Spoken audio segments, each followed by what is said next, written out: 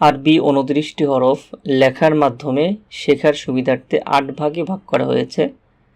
১ নম্বরে ৪ হরফ আলিফ, মিম, ত, য। ২ নম্বরে ৫ হরফ বা, তা, সা, ফা, কাফ। ৩ নম্বরে ৩ হরফ হা, খ, জিম।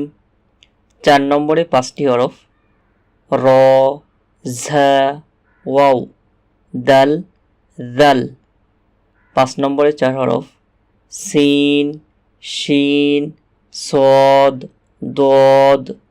৬ নম্বরে ৩টি হরফ নুন, কফ, লাম। ৭ নম্বরে ৩ হরফ হামজা, আইন, গইন। ৮ নম্বরে ২টি হরফ হা, ইয়া,